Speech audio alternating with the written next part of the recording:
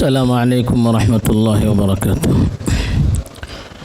الحمد للہ رب العالمین والعاقبۃ للمتقین والصلاة والسلام علی سید الانبیاء والمرسلین خاتم النبیین محمد وعلی آلہ وصحبہ اجمعین، اما بعد۔ اعوذ باللہ من الشیطان الرجیم، بسم اللہ الرحمن الرحیم۔ انا لننصر رسلنا والذین آمنوا فی الحیاة الدنیا ویوم یقوم الاشہاد۔ اسٹیج پر تشریف فرما جماعت اسلامی ہند کے کرناٹکا کے امیر اور امیر مقامی اور دیگر ذمہ داران اور یہاں پر موجود میرے دینی اور ایمانی بھائیوں، بزرگوں اور دوستوں، ہمیں تو اپنے مہمانوں سے سننا چاہیے۔ اسی نیت سے میں بھی آیا ہوں اور کوشش بھی کروں گا کہ آپ کے اور ہمارے معزز مہمانوں کے درمیان زیادہ دیر تک حائل نہ ہوں، چونکہ حکم ہے، تو اس لیے موضوع کی مناسبت سے دو تین باتیں آپ کی خدمت میں پیش کرنے کی کوشش کروں گا۔ حضرات، مشہور مقولہ ہے کہ انسان امید پر جیتا ہے، اور آج کا جو موضوع ہے وہ بھی موجودہ حالات میں ہمیں یہی پیغام دیتا ہے کہ ہم دنیا میں جب تک رہیں امید کے ساتھ رہیں، حوصلے کے ساتھ رہیں، ہمت کے ساتھ رہیں، آگے بڑھنے اور ترقی کرنے کے جذبات کے ساتھ رہیں۔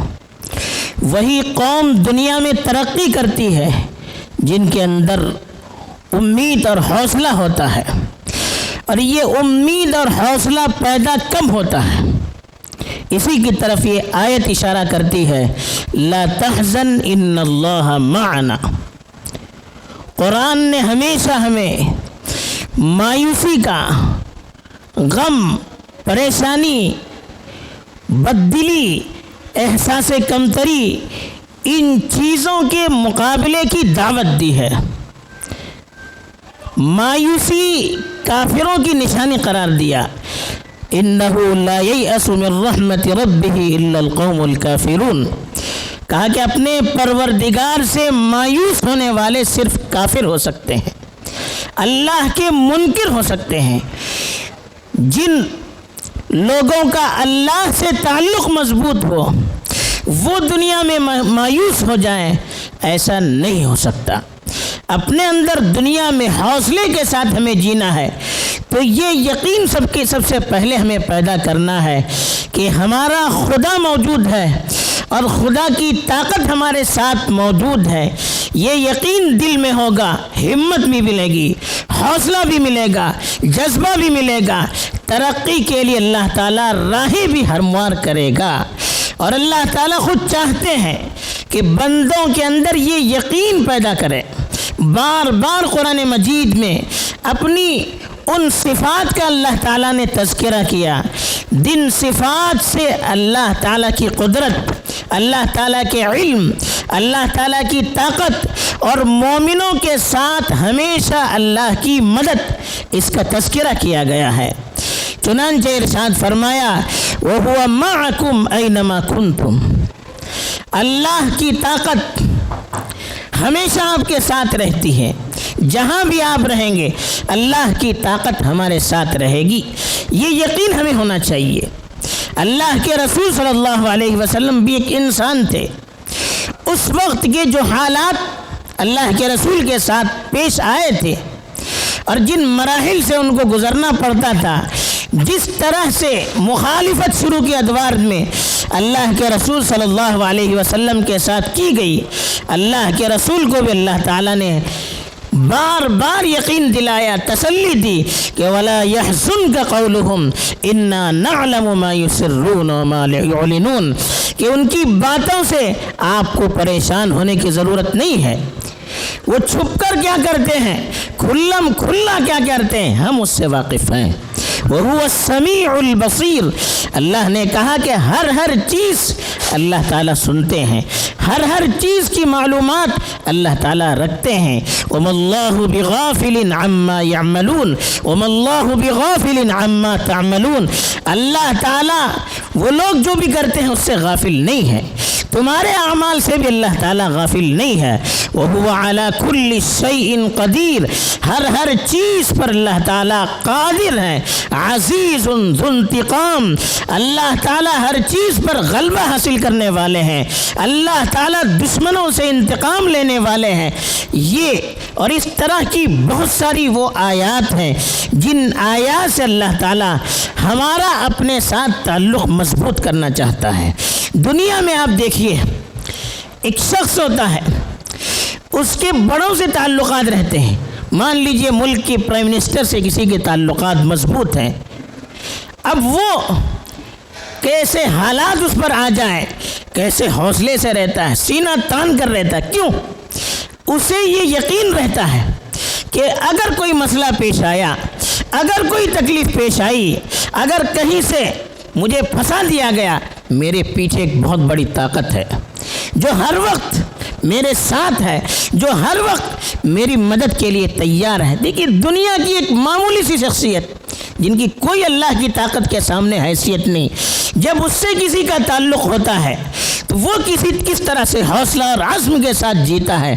اور ہم مسلمان جن کی پیدائش اللہ کی طرف سے ہے، جن کا دین اللہ کی طرف سے ہے، جن کا رسول اللہ کی طرف سے ہے، جن کے پاس اللہ کی کتاب موجود ہے، جو پکار کر ہمیں اپنے خدا کی طرف دعوت دیتی ہے اور یقین کی آیات سے بھرپور ہے۔ اللہ کی طاقت، اللہ کی قوت، اللہ کی قدرت، اللہ کے علم، ان ساری صفات سے قرآن کی آیات مزین ہے۔ ہم ہر وقت اس کو پڑھتے ہیں، سنتے ہیں، پھر بھی ہم مایوس ہو جائیں، اس سے بڑھ کر ہماری ناکامی کیا ہو سکتی ہے؟ جو قوم مایوس ہو جاتی ہے وہیں سے اس کا زوال شروع ہو جاتا ہے۔ کسی قوم کو دنیا میں پیچھے کرنا ہے، اس کے لیے سب سے بڑا ہتھیار جو دشمن استعمال کرتا ہے وہ ہے ان کو مایوس کرنا۔ آپ آج سے 350 سال کی جو تاریخ ہے، مشنریوں کی تاریخ ہے، انگریزوں کی تاریخ ہے، فرانسیسیوں کی تاریخ ہے، پرتگیزیوں کی تاریخ ہے، وہ آپ پڑھیے، ان کی جو سازشیں ہیں اس کے بارے میں پڑھیے۔ انہوں نے جو وسائل مسلمانوں کے خلاف استعمال کیے، جب ان کو یہ معلوم ہوا کہ طاقت کے بل بوتے پر ہم مسلمانوں کو دبا نہیں سکتے، تو اس کے لیے جو بہت سارے وسائل انہوں نے استعمال کیے، ایک بہت بڑا جو ان کا ہتھیار تھا وہ یہ تھا کہ مسلمانوں کو مایوس کیا جائے۔ ان کی تاریخ مسخ کر دی گئی، ان کے سامنے حالات ایسے بنا کر پیش کیے جاتے رہے کہ مسلمان سن کر مایوس ہو جاتا ہے۔ آج کی میڈیا دیکھیے، آپ پیپر میں نیوز میں دیکھتے ہیں کہ وہ حالات سب سے ہائی لائٹ وہ خبریں ہوتی ہیں جن سے یا تو مسلمان بدنام ہوتا ہے، یا مسلمانوں کو جہاں دبایا جاتا ہے، آفتیں آتی ہے، یا جہاں پر مسلمانوں پر حملے ہوتے ہیں، جہاں مسلمانوں کے خلاف سازشیں ہوتی ہیں، ان چیزوں کو نمایاں اور ہائی لائٹ بنا کر پیش کیا جاتا ہے۔ کیوں ہے آخر؟ یہ اس لیے ہے کہ مسلمانوں کو اس طرح سے دبایا جائے، مایوس کیا جائے۔ جب وہ مایوس ہو جائے گا تو پھر اپنے بل بوتے پر ترقی کی جو کوششیں کرنے والا ہے وہ کوششیں ترک کر دے گا۔ وہ سلطنت عثمانیہ کو برباد کرنا تھا تو انہوں نے میدان میں تو کام کیا ہے، اس کے ساتھ ساتھ انہوں نے نفسیاتی جنگ بھی لڑی، دنیا میں مشہور کر دیا کہ یہ مرد بیمار ہے، یہ سلطنت عثمانیہ بیمار ہو چکی ہے، ترقی کی صلاحیت اس کے اندر سے ختم ہو چکی ہے۔ اب یہ بات اس طرح سے ہر طرف سے، چاروں طرف سے اس کو اتنا مشہور کر دیا گیا، اب وہ سلطنت عثمانیہ کے فرمانروا وہاں کی فوج وہ اپنے آپ کو بالکل کمزور اور بے بس سمجھنے لگی۔ جب وہ بے بس اور کمزور سمجھنے لگے پھر سامنے والے کا مقابلہ کیسے کر سکتے ہیں؟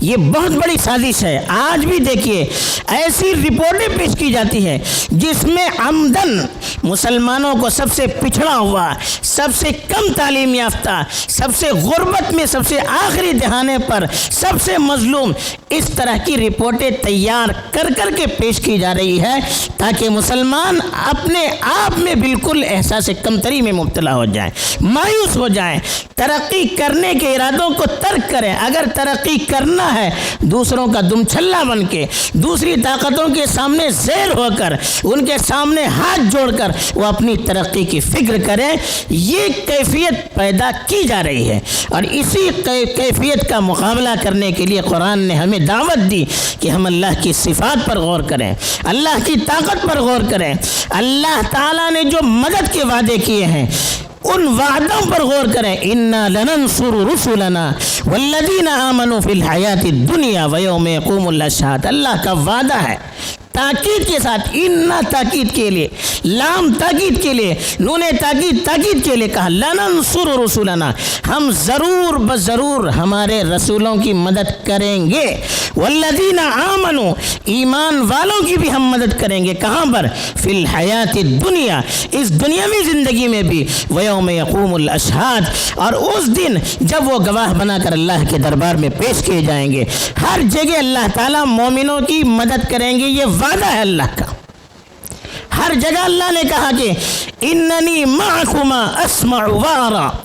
حضرت موسیٰ اور حضرت ہارون کو اللہ تعالیٰ نے جب نبی بنا کر بھیجا اور فرعون کے دربار میں حاضر ہونے کے لیے کہا تو انہوں نے اپنی خوف کا اندیشہ ظاہر کیا۔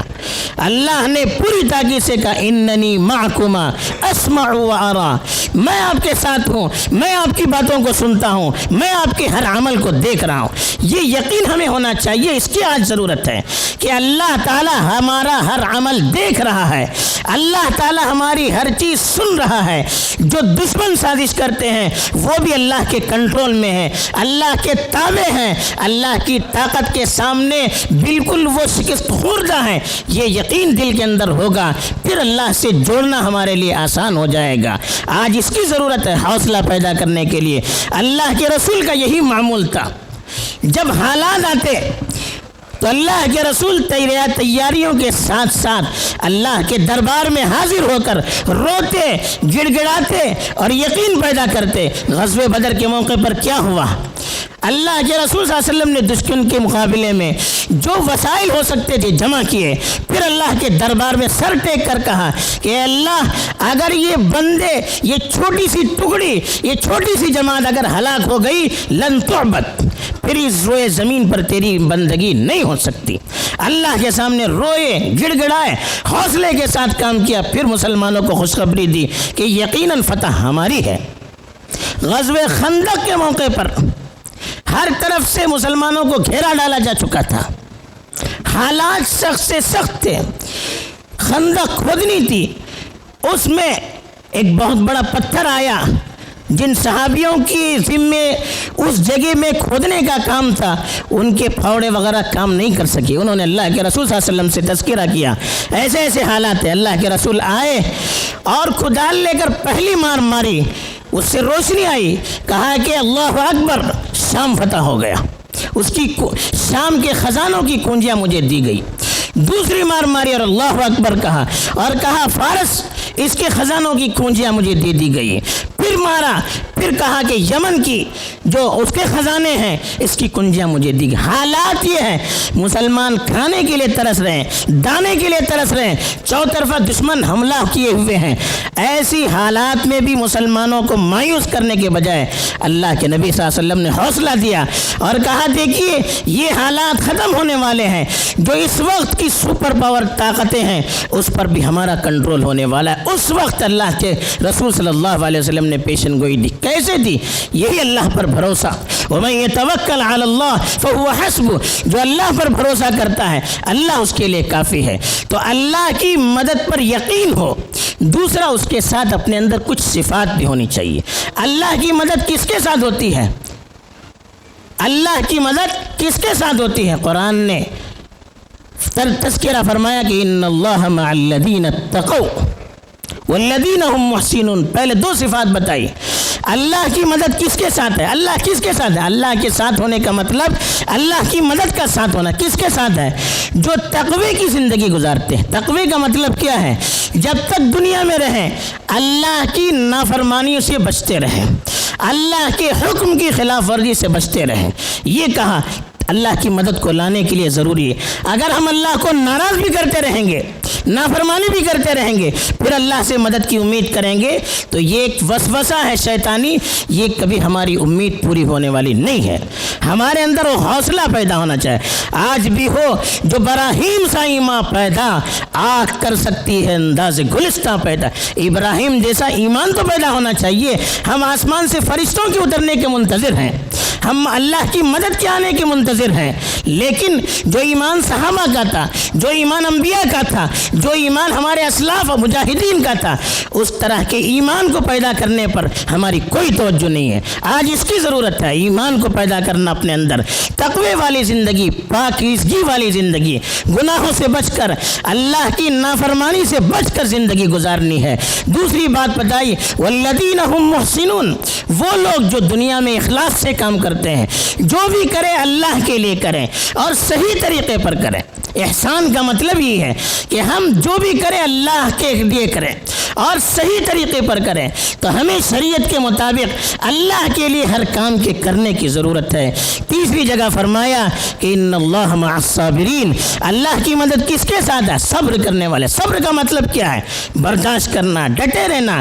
ہم اللہ کی عبادت کرتے ہیں، اس میں تکلیف ہوگی، نماز پڑھنا ہے، روزے رکھنا ہے، صدقہ کرنا ہے، اللہ کے راستے میں کوششیں کرنی ہے، دین کے لیے، اصلاح کے لیے، اس میں حالات آئیں گے، تکلیفات آئیں گے، برداشت کرنا ہے۔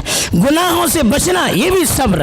اللہ کی عبادت کرنے میں جو تکلیف ہوتی ہے اس کو برداشت کرنا، یہ بھی صبر۔ ایسے ہی جو حالات آئے دشمنوں کی طرف سے، جو حالات آئے اللہ کی طرف سے، اللہ کا فیصلہ سمجھ کر اس پر راضی رہنا، یہ بھی صبر۔ اور صبر سب سے بڑا یہ ہے کہ دشمنوں کے سامنے ڈٹے رہنا، حالات کچھ بھی ہو، دین کے سلسلے میں سمجھوتا اور کمپرومائز نہیں ہو سکتا۔